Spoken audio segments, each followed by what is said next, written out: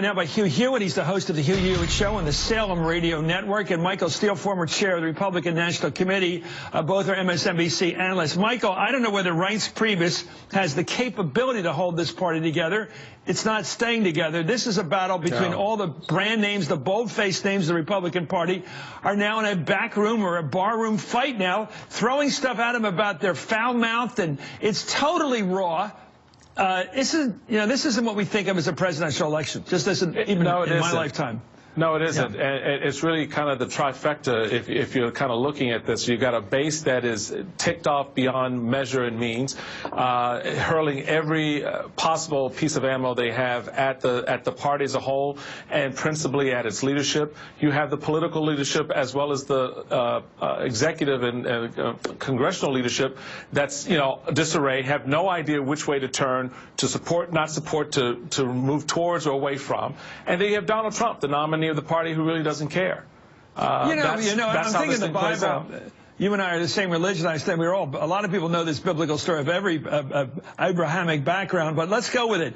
Samson in the temple, they cut off his hair and they blind him, whatever, and he just brings down the temple. He's, what do you make it? It just seems like Samson. He finds the strength to do that, and that's where Donald Trump. That's what one of those tweets was. I will show you how to win. I have the wherewithal within me to do this. I don't need you to do this.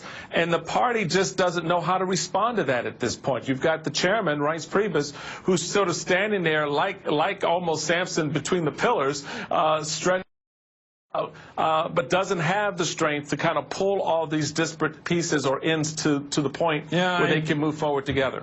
I just don't see victory here. Hugh, you are, I don't know if you're really a political type, but you certainly know it. And I don't know if you've ever been in the dirty trenches of politics, but I don't see the strategy here. What is the Trump strategy? It's based on bad information, because Paul Ryan was part of a ticket that got 60 million votes.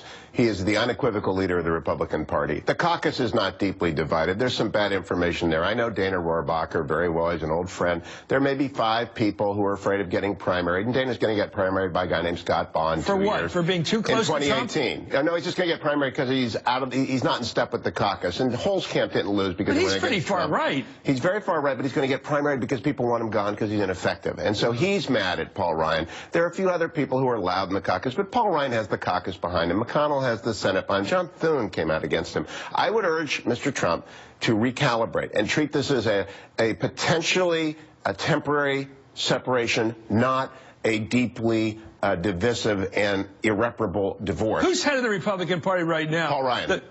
Is he real? Paul Ryan. And if you had a vote in this country among all Republican voters. Paul Ryan.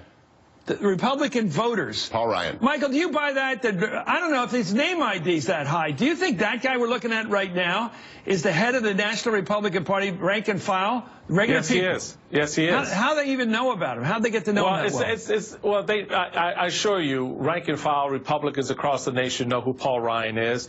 They followed his career. They know the work that he's done. They know the proposals that he's put out, the battles that he's fought and won. Could he have beaten Trump if he'd gotten in? What was that? Could he have beaten Trump for the nomination? That would have been. That's a very interesting question. I think he would have been. Well, it's the question I just put to you guys. Who's the leader? That's the guy who wins. I know, but this is my point. Given that Paul Ryan was the nominee before, I think had a great deal more cachet than the others on that stage, absolutely. But would he have responded to the national mood on the right and center right against the establishment? Would he have carried the flag for this sort of Brexit-type anger that people have over trade, immigration, and stupid wars? Would he have been that leader that Trump was so effectively in the primaries? Actually, I think he would have been, because I think he fundamentally understands that. He saw what happened to his friend Eric Cantor. He's seen what happened to other Republicans in their districts. So, yeah, I think he has a good sense of that.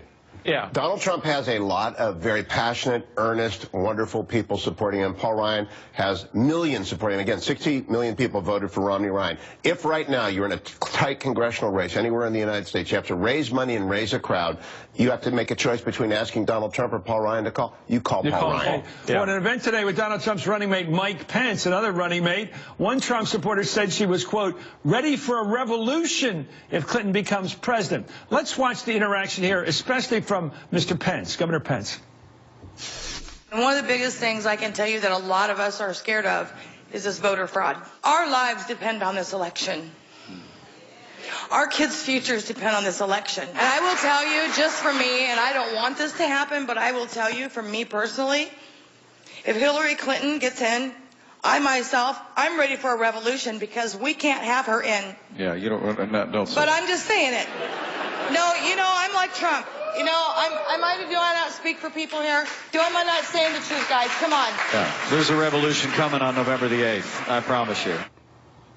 Well, there he is showing some restraint, Michael. I thought I was impressive. He didn't join the demagoguery of the woman was pushing for. What do you mean revolution? You know, armed conflict against the government? What are we talking about here? This sounds like Second Amendment stuff again. And he said, no, I'm not going to be. That was a John McCain moment. I'm not going to go along with crazy talk. You win or lose an election. By the way, about Trump, do you think he's is he supporting our democracy when he says if I lose it was rigged, if I win I'm going to put her in jail? I mean, what is it? That is third world stuff that I grew up with, phony governments that call themselves democracies, and it's always a strong man that runs them. It's never another election. Nobody ever gets taken out of office by election, but they call themselves democracies, people's republics and all that nonsense, because they don't really have a democracy. And here's Trump saying, if I lose, it was stolen. If I win, I'm going to prosecute her. That sounds like, you know, Pakistan. Ali Bhutto gets hanged because he lost an election. But a lot of that Indian politician, the same thing in Latin America. You lose, you go to jail. Yeah, go ahead. I get that, Chris, and a lot of that is just hot Trump rhetoric. Pushing that? Why is he doing it? Well, because it works. He's got to get his base. He's got to get that. He's got to get his. Does that help American democracy? I understand that, but you have to look at it from the politics as he sees it. Oh, the end justifies the means. Sacrifice the country for Trump's success. I want to defend it. Mr. Trump I've asked him to withdraw because I think Mike Pence could win. However, when he gets angry, he's angry at a media double standard that digs up stuff about him and does not dig up stuff. And we've talked about this. We've seen this show a lot. I covered the Clinton impeachment for a year. In the end of a campaign, tapes arrive, tax returns display, the Podesta emails are not getting the kind of play. So Access Hollywood went after Donald Trump. No, somebody on that team, some liberal on that production team, found, hid, and then selective released a tape in order to maximum. And Ted Cruz say, why did this not come out in May? Moreover, and bad on the Oppo teams, the Howard Stern stuff come out. The tax returns get leaked. We saw this with George Bush's tax DUI. Tax returns have not been released. No, they got leaked, the one that got leaked. So what's your point here? My point is he is angry about the rigged nature of the media throwing in 100%. Where's the rig? The rig is that 95% of American media will vote for Hillary Clinton, want her to win. They rigged the election because of their political point of view. They rigged the election because of the way that the media works. Let me tell you, how did the media work? I'm only thinking one close election since Nixon's well, I'll talk about the end of the show where Nixon gave it up in 60.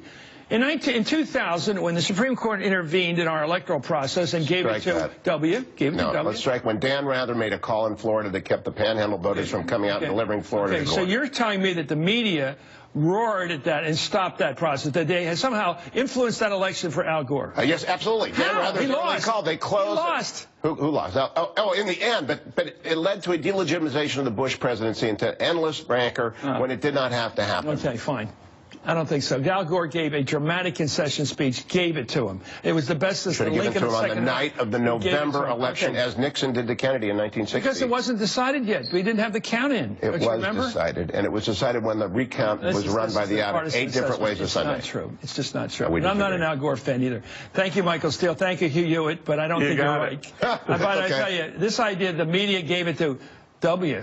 The media gave it to Reagan. The media gave it to George Bush Sr. You're talking about a pretty weak media if it's got